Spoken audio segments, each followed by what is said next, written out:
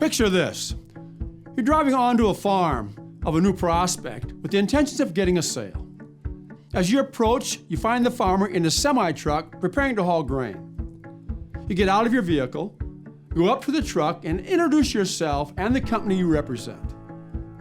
A minute into your sales pitch, the farmer stops you and says he's too busy today. He needs to haul grain. He tells you to come back another time when he's not so busy. You ask him what day works best for him, but he won't give you a commitment. He says, just swing by sometime after harvest. You feel you have no choice but to thank him for his time and leave. You know, the above scenario happens all too often in the ag world, when sales reps cold call farmers they don't know.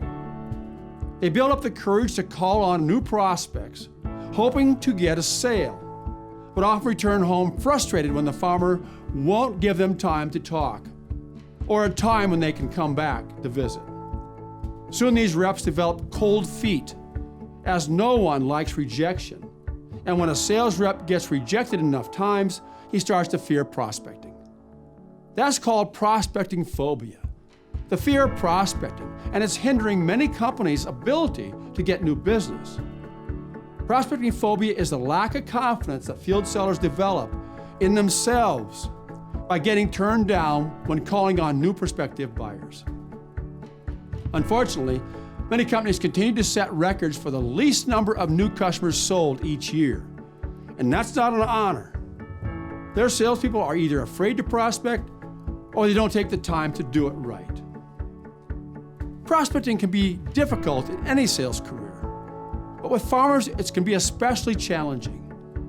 Farmers deal with so many variables that affect their income every year, they have become gun-shy about taking any more chances by buying from someone they don't know. Seed is the most important input farmers buy. But to them, seed also carries the most risk. If they buy unfamiliar varieties from unfamiliar people, and those varieties or those people don't perform their expectations, it can negatively affect their livelihood. Farmers are constantly being pestered by salespeople. They're called on an average of 4 times a week, year-round, by someone trying to sell them something.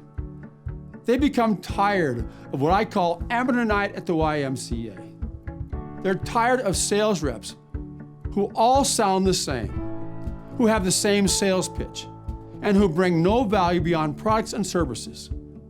As a result, farmers have gotten very good at sorting. Most of them can tell at first glance or within the first few minutes talking to a rep whether or not he's going to allow a conversation to take place with that rep. They become very particular about who they give appointments to and who they decide to buy from. The key to prospecting success is having a plan. And that plan includes plenty of preparation so the rep knows what to expect and how to handle the unexpected when calling on farmers they never met. If you're going to be successful at prospecting, you have to have a well-thought-out, well-practiced prospecting plan. In this video, I'm going to teach you how to qualify prospects that you're calling on. You will learn why you must sort prospective buyers during the prospecting call, just as potential buyers are sorting you. Sales reps need to remember that prospecting is not selling, it's interviewing. When most sellers prospect or cold call, they are doing it trying to get a sale. But in today's marketplace with our highly sophisticated farmers, they don't buy that quickly the first time, especially when it's seed they are selling.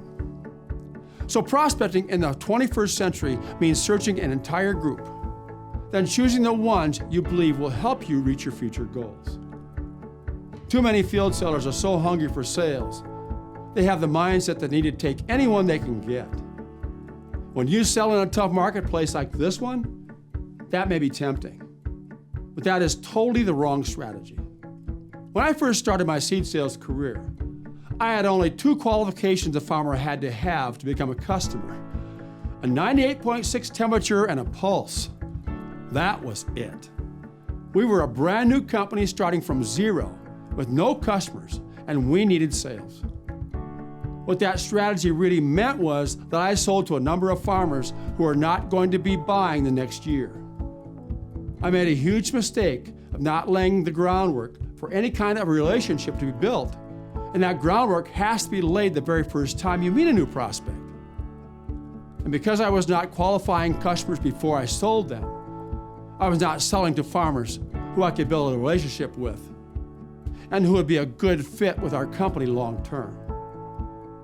I needed to have in my mind qualifications a new buyer had to have before I sold him anything. Qualifications helped me become more interested in working with those customers and building a relationship with them, rather than just getting their order and moving on. That also helped new customers develop a vested interest in me and my products, so they wanted to continue to do business with me in the future. When I began qualifying potential buyers before I sold them, I got a more serious buyer, someone who wanted me to succeed and, more importantly, become a long-term customer. I also began to turn down orders from buyers I knew would only hurt my reputation in the marketplace. But so many field sellers don't want to walk away from business, no matter how small it is. What they don't realize is you can't develop a strong relationship and create a long-term customer unless that customer fits you and your company. Today you must have qualifications for new buyers to join your team. But what qualifications would a farmer need to become your customer? Do you currently have qualifications for growers to become one of your customers? Most salespeople don't. Here's a list of 10 qualifications I want my new prospects to have before I decide to make them my customer. Notice all are listed as questions you need to ask yourself that force you to come up with an answer. Number 1, does the prospect appear friendly and have a cooperative attitude?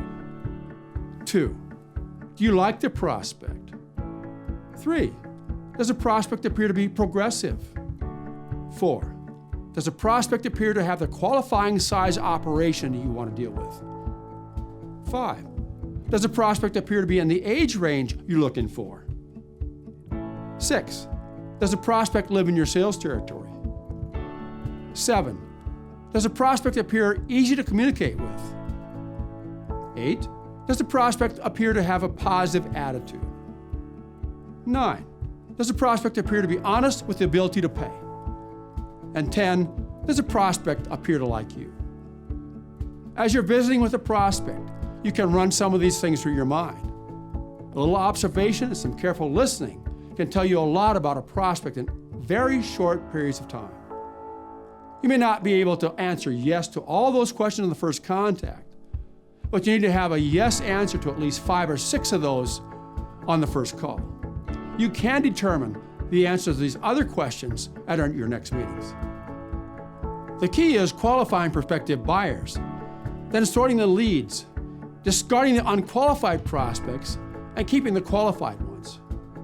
But that's the easy part. You do the first sort on the first contact during something I call the 5-minute drill. Once you've decided in that short period of time that you are interested in working with that particular grower, you use your next sorting mechanism, asking for an appointment to come back. If he won't grant you an appointment, it means he's not ready to work with you, or you didn't do a good job of impressing him the first time. Don't forget, at the same time you're qualifying the prospect, that same prospect is qualifying you. That means you need to make a good first impression the first time. When prospects don't know you, or when you don't make a good first impression, they can be very good at putting you off. They'll make up excuses of all kinds, or flat out lie, because they're often too nice and don't want to hurt your feelings when you ask for an appointment to come back. The excuses they give for being unable to give you an appointment are often just lies. My dad farmed for 55 years. I caught him lying to salespeople many times. Not because he was dishonest. He was one of the most honest people in the world, just like most farmers are. But often he was just too nice to tell the truth. I heard him lie over the phone and come up with reasons why he couldn't grant an appointment to a sales rep. I saw him lie in person when he told a seed seller he had all of his seed purchased when he hadn't ordered anything yet. I witnessed countless times when my dad, an honest, church-going farmer, told eager but gullible sales reps to come back after harvest, even though he knew at that time he wasn't going to give them an order anyway. Of course, when those reps called after harvest for appointments, my dad lied again and told them he had all of his seed needs taken care of. And my dad was not above pulling my mom into his web of deceit. He often made my mom an accessory to his lies. Whenever a salesman who my dad didn't want to talk to drove into our yard unannounced, he would tell my mom to go to the door and tell the salesman he wasn't home, while my dad disappeared to another part of the house. I couldn't figure out why he just didn't tell the poor sap on the spot that he wasn't going to get any business from him at all, and save them both a whole lot of time and trouble. A big reason my dad was so hard on sales reps was because he was so tired of getting called on and listening to the same old song and dance from every input supplier. That means most farmers already know what you and every other sales rep is going to say when they call on them. No wonder sales reps get prospecting phobia. In this video, I taught you that prospecting is not selling, it's interviewing. But you are probably asking questions like, how do I interview a new prospective buyer? How do I conduct a 5-minute drill on a new prospect? Or what does a prospecting calendar even look like, and how do I create one? Well, after you attend Seed Seller Blueprint Live, you will learn the answers to all those questions and more when it comes to prospecting. When you attend my live sales training workshop and follow my system for selling, getting orders written during the actual selling season, all that will take place. It will happen because you have given your prospects and customers an actual reason to order early and not wait until after harvest to see how the crop does. My job is to be your guide and help you follow that plan so you can achieve the sales and financial success you've always dreamed of for yourself and your family. If you're ready to take your sales to new heights, get registered today. Succeeding in this business is about you. You and only you. That's why I'm going to take away your products. I'm going to take away your price, your programs, and all your technologies, and we're going to learn to sell without them. You don't need those things. There's only one reason why you succeed in this business, and that's because of you. So you can look at these and admire them all the time. I'm going to teach you how to win a war without a weapon. Because I believe if you learn how to fight a war without the advantage of having a weapon, it means you have to run, fight at night, hide sometimes, attack only when you have the advantage that when I give you back your weapon, you'll win the war. And if I can teach you how to sell in this marketplace without a technology advantage, a product advantage, price advantage, or program advantage, that when I give you back your tools like that, your sales will go geometric because you'll understand true selling tactics, just like you'll understand true battle tactics in a war. That's the secret to succeeding. It's all about you.